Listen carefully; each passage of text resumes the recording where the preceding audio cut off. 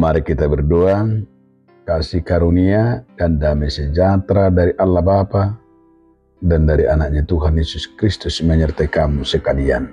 Amin. Bapak, Ibu, saudara-saudara sekalian, di dalam nama Tuhan Yesus Kristus, firman Tuhan bagi kita hari ini tertulis dalam kitab Matius 7 ayat 21. Bukan setiap orang yang berseru kepadaku, Tuhan, Tuhan, akan masuk ke dalam kerajaan surga, melainkan dia yang melakukan kehendak Bapakku yang di surga.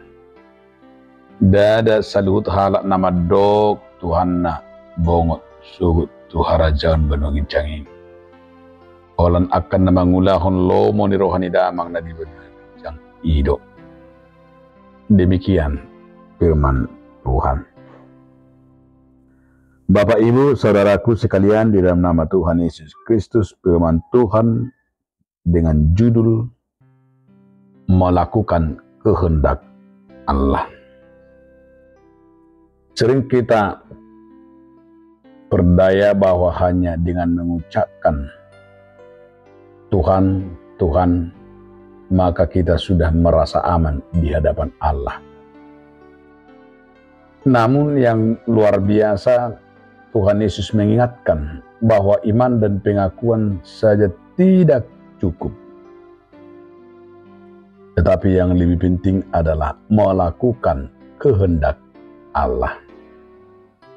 Sama juga yang dikatakan oleh Yakobus 2 ayat 17. Iman juga jika tidak didasari dan tidak dibarengi oleh perbuatan, sama juga dengan tidak hidup.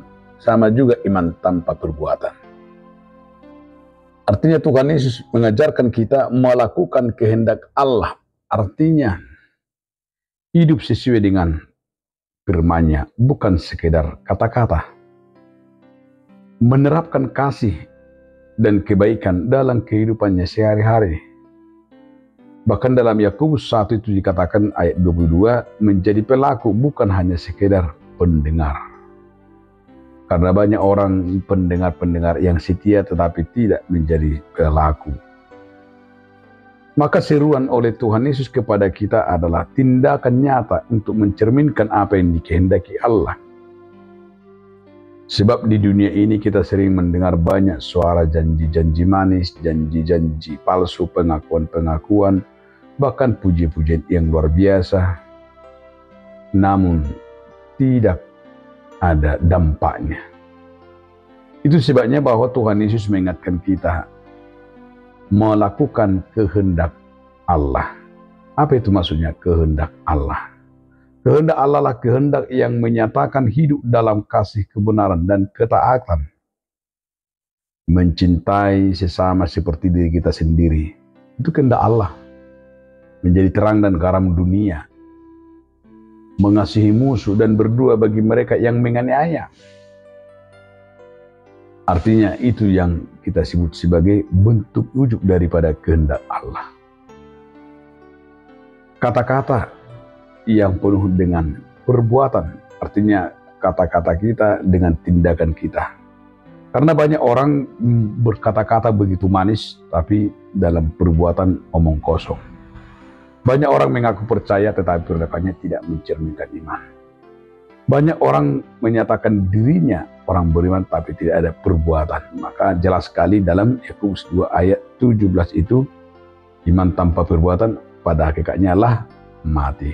Jadi kita dipanggil bukan hanya sekedar berkata-kata, tetapi mau menunjukkan bertindak. Yang berikut mau dikatakan kepada kita, mengapa penting melakukan kehendak Allah? Karena kehendak Allah itu Allah membangun karakter Kristus dalam diri kita. Menjadi berkat bagi sesama. Itulah menjadi sebuah kehendak Bapa. Tantangan yang kita hadapi tentu banyak. Namun diingatkan, melakukan kehendak Bapa Allah menentukan diri kita sebagai berkat bagi orang lain. Artinya di sini menjadi berkat bagi sesama telah merupakan tindakan atau melakukan kehendak Bapa. Itulah sebabnya saudara-saudaraku, kita diingatkan, mari, apakah kita sudah hidup di dalam firman-Nya dan sudah melakukan kehendak-Nya, biarlah nama Tuhan kita muliakan. Amin. Ya Tuhan, ajarkanlah kami untuk menyatakan dengan tindakan kami sesuai dengan iman kami, bahwa kami berkata iman kami, ya Tuhan, ajarkan kami untuk berbuat dalam diri kami ini seperti Engkau Tuhan yang mau berkorban bagi kami.